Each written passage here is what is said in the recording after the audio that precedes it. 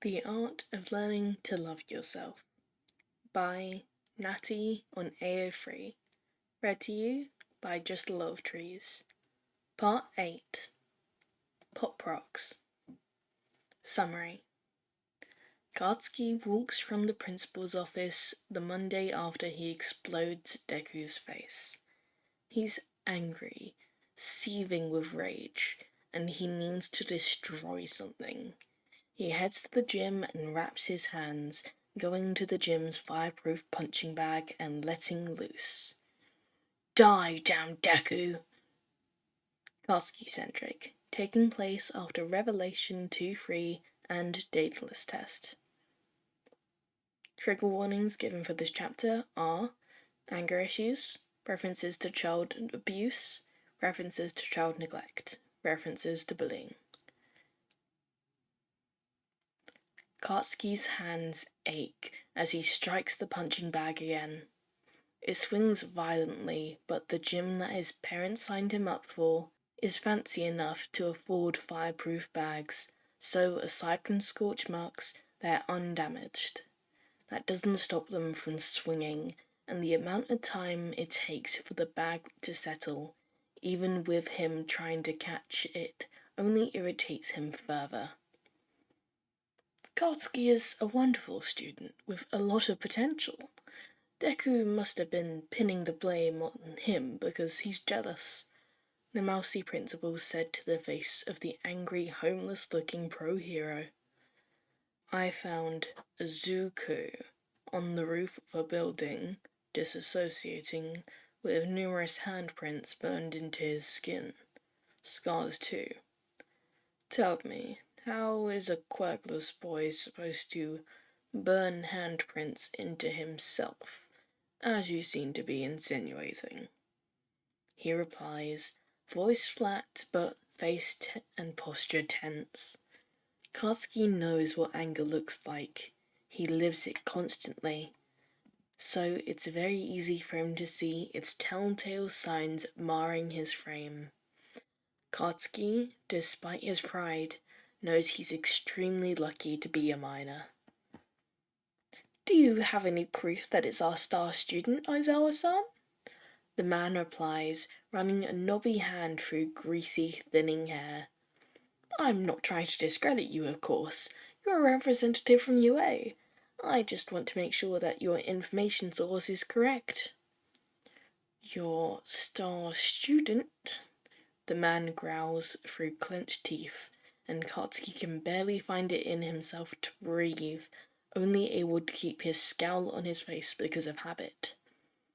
Not only drove a student to a rooftop, but also put him into the hospital. I've only heard positive things about Katsuki in all his years here, and in the other schools in the district. What happened last week was a quirk accident, nothing more. All eyewitness accounts will attest to that. Die! The boy screams, hitting the bag again, explosion bursting from his palms and scalding it. He's used almost all of his sweat by this point, regardless of the heat and exertion, so the protective layer it offers is almost gone. He pictures the bag is Deku, the dull shade of the green canvas swinging mockingly back and forth at him, scorched but not burned, not fallen to the ground, not broken, just swinging back up, just like him. We are a poor school, you must understand, Aizawa-san. We can't afford to have security cameras in all the rooms, just the hallways, and they don't have audio. Katsuki grunts as he hits the bag again. Regardless of your efforts to keep his record clean, UA has made the decision to blacklist Katsuki from our school. Sweat rolls down his back and his teeth grind, but his hands are dry, so fucking dry. If you want a quirk so bad, take a swan dive off the roof and pray for a good one in your next life. A scream burns in his chest, his throat, his lips, tongue, teeth. It permeates his body, and he can't tell if he's angry or upset, It all feels like burning, boiling, scalding anger that needs to explode. I found him on the rooftops with handprints burned into his skin. Hey man, you're really taking it out on that bag, huh? Blacklist from our school. Blacklisted from UA. Katsuki hits the bag again, just as hard, if not harder than before. But this time the bag only moves a little bit, and the sound of canvas hitting flesh is accompanied by a grunt. That's a really manly right hook you got there. A voice says from behind the bag, and Katsuki blinks abruptly from his thoughts. He's met with ruby-red eyes, wide and sparkling, not like the narrow, bloody red of his own, of his mother's, not like the ones he's grown to hate. And shaggy black hair flopping down over the boy's full head. He's pretty jacked, standing in a loose grey tank and gym shorts, his arms braced against the bag and bare feet squared on the floor. He smiles wide, sharp teeth displayed in a way that diffuses Katsuki's anger in a way that Deku could only ever hope for. Damn it always comes back to Deku. Katsuki grunts at the boy, not really replying, but hoping to convey some thanks for holding the bag without actually saying the words. To his relief, and subsequent angry confusion, the boy smiles at his reply, eyes squinting closed in a way that comes across as strangely endearing.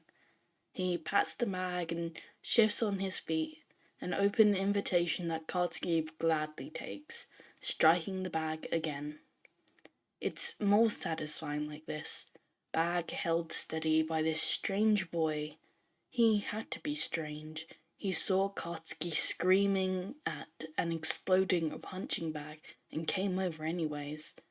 And listening to the strangely soothing sounds of the boy's breathing. The blood in his veins sings with adrenaline, making him feel alive. Being like this makes him forget how sluggish he feels when he isn't angry. Helps him forget how lethargic he feels when he isn't able to use his quirk for too long, when the nitroglycerin builds up and slows his heart rate, and he feels like dying. The freedom he feels when his heart races, how alive he feels when he lets himself be angry, lets himself explode, is addicting. A small part of himself thinks that's why he dates Deku so much, because he feels so much about him, and anger is the only thing that makes him feel like living. You're really manly, the boy says in a lull between Katsuki's methodic blows, when he pauses to massage his sore forearms and flex his stinging fingers. Venting emotions like this? So cool. What? Katsuki growls back, wiping at the sweat beading on his face. Beating up a fucking bag because I need to hit something? Yeah, he exclaims, taking a step back from the bag and pumping his fist. Letting yourself feel things is really healthy. Sure, there are other ways of expressing it, but knowing the best way for you is super manly. Fuck off, sharp boy. Katsuki snips back sharply. He's forgotten how to be anything but sharp, loud, explosive. Twisting his stance and landing a harsh elbow to the bag, shaking it in its place as the black-haired boy scrambles to catch it. I'm angry. I can tell, Shark Boy says with a chuckle. I figured a stapled bag would be better than a swinging one, so I came over. It helps that my quirk helps with the heat. He flexes his arms and they harden, smooth planes of muscle flattening and sharpening into rough, hewn rock that smooth out again when he shakes them out. I'm Kirishima Eijirou. Bakugo Katsuki, he replies before he can think better about it. Chat with Shark Boy. Hey. Hey man, what's up? Baku bro? It's been like 5 minutes, I see you typing. You good? Nothing, Shark Boy. Never mind. Nah, man, it's chill. I can tell you want to say something. Lay it on me. Entrance exams to UA are tomorrow. Yeah, man, you're applying? Me too. That's so manly. Can I meet you there? I'm not going to be there. Oh, so why do they have you all worked up? Doesn't matter. Just wanted to know if you'd meet me at the gym. Sure. I can head over. Got some emotions to beat into that bag? Yeah. Katsuki stalks down the road, hands shoved deep into his pockets, clenched into tight fists around cotton cloths so his pants don't absorb the nitroglycerin and explode. Teeth grinding and eyes narrowed, scowl settled heavily on his face. Ever since meeting Kirishima, his deep scowl has felt less natural, more forced, more heavy. Not that he'd ever admit that to anyone but himself. He's going to the gym more, meeting the rock-quirked boy there and working out, venting anger, and he hasn't felt like beating up Deku nearly as much as before. He can't even find it in himself to be irritated that he's changing. The nitroglycerin content in his blood is at an all-time low, with the amount of time he's spent using his quirk around Kirishima. It doesn't build up and slow his heart rate, make him feel lethargic and struggle to stay awake in class, to roll out of bed in the mornings where he has to force himself so his heart rate doesn't stop. Instead, it's burned and countered by an adrenaline rush stronger than he gets when putting Deku in his place. All of his calmer attitude is absent today, though, because it's the UA entrance exam. The exam that he was supposed to be the star of, getting the top score and showing everyone who's the best. He, Bakugo Katsuki, future pro hero ground zero, though maybe not anymore. Number 1 in his class in the number 1 hero school in Japan, going to be the number 1 hero. Top of the charts, just the way it has been, the way it's supposed to be. But it was all ruined, destroyed by Deku and his fucking phone call. Blacklisted from our school. The voice echoes in his head in a way it hasn't since he met Kirishima a month ago. His teeth grind and he wants to explode something, but he can't go to the gym. Kirishima is in the exam and won't be there. Going to the gym without him is just irritating. So Katsuki is left to walk. Maybe he'll visit the park that he hasn't been to since he was young. The one with the big forest no one goes to so he can let off explosions. He can't even go there without thinking about Deku. Deku and his smile and his hand standing over Katsuki's prone body in the river, looking down on him like always. Where were you during the exam? Izu, you said you'd be right behind us. A voice comes dramatically, and Katsuki almost ignores it, if it weren't for the nickname the boy said. Surely he's not talking about Deku. That would be some shit luck. I can't tell you, comes that voice, and the world stops. Katsuki whipping his head around and catching sight of Deku. His vision narrows on him, all else disappearing but him, and his damn smile pushing up his cheeks and squinting his eyes, stretching the scar spanning his jaw in the shape of a familiar handprint, the cursed damning evidence. Bullshit. A tall boy with floating purple hair drawls. You just want to be all mysterious, babe. A laugh, one he hasn't heard in a decade, one he missed. Familiar anger blooms in his chest, and almost subconsciously he starts walking over to them. I'm serious, Hitoshi, I can't say anything. Don't explode. Exploding now will only make the punishment worse. Don't explode, don't explode. Deku, he says, and the group stops. He almost misses the presence of the pink-haired girl until the 3 extras step in front of Deku. Don't explode. Look at you, all happy. Are you fucking proud of yourself? The nerd doesn't cower in fear. His chin raises and his shoulders square. Don't explode. Did you even think about how stepping out of your place would impact me, huh? The extras say something, but Deku remains quiet, and his wide, round, kind eyes harden. They narrow, and oh, does Katsuki want to wipe the expression, the defiance of his face. Don't explode! His hands are hot. They'd be burning if there was oxygen in the tight fists, but he barely notices. The heavy, sweet scent of his sweat hangs in the air around him, making his heart slow, adrenaline flooding his body at its spike, speeding it back up so he doesn't pass out. And oh, it just makes him angrier. And he growls.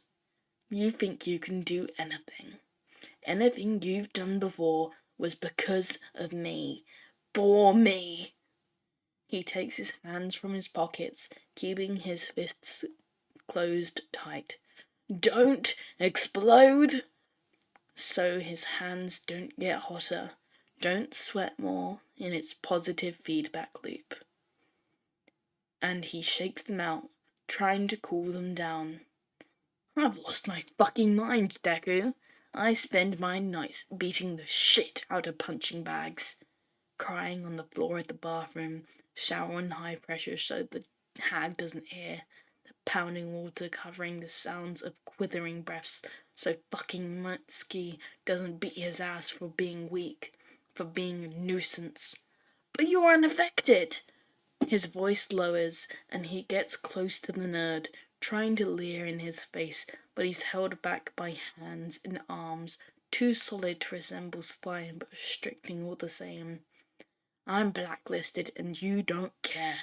I bet you just came from the exam, huh? Well, good for you. He rips himself away from Deku and his extras before he loses his mind. He can't explode. He can still be a hero. He'll go to Yue's rival school, Shiketsu. He just can't blow up again. Don't explode. He stalks off towards the gym. For a second he debates texting Kirishima, but after that he shouldn't see him. He needs to scream and cry and break something. He doesn't deserve to see the boy now. He almost lost it, and Katsuki will never admit it, but Kirishima's disapproval would sting harder than any hit from his mother or the willful ignorance from his father.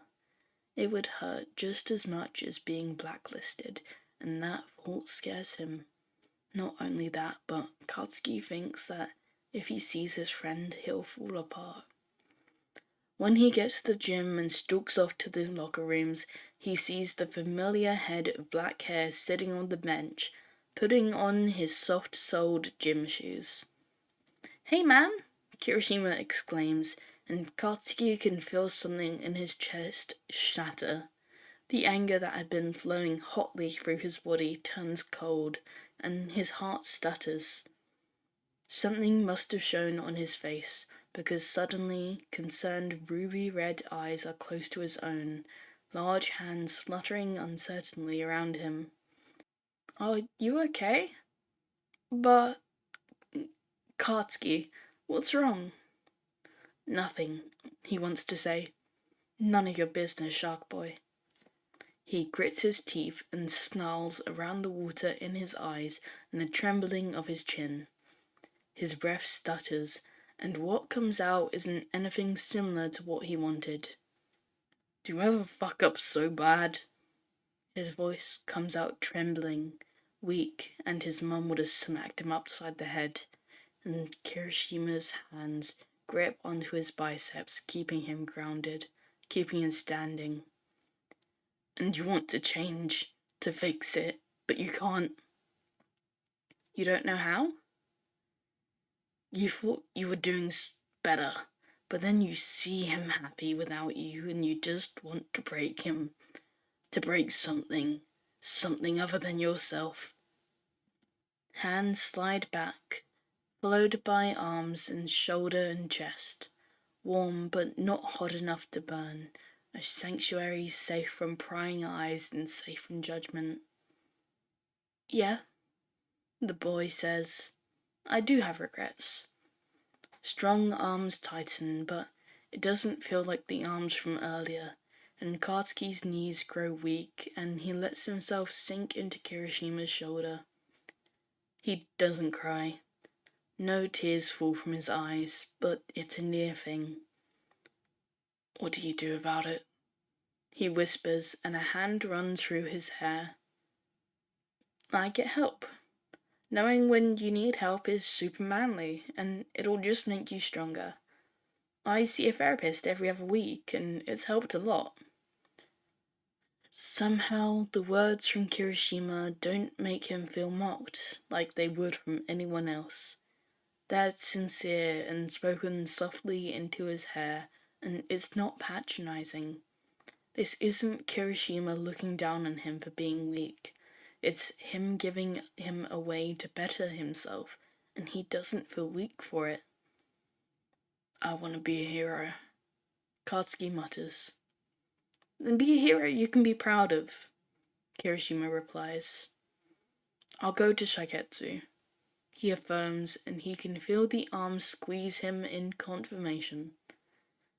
I'll go to Shiketsu and we'll be in rival schools. But will you still train with me? The last part is whispered, and if he wasn't buried in Kirishima's arms, the other boy wouldn't have heard. Of course I will. It wouldn't be manly of me to leave you hanging. Plus, we're friends, right, Cat?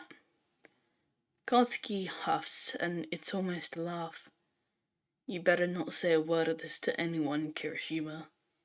Eijirou, the black-haired boy insists. Eijirou, Katsuki confirms.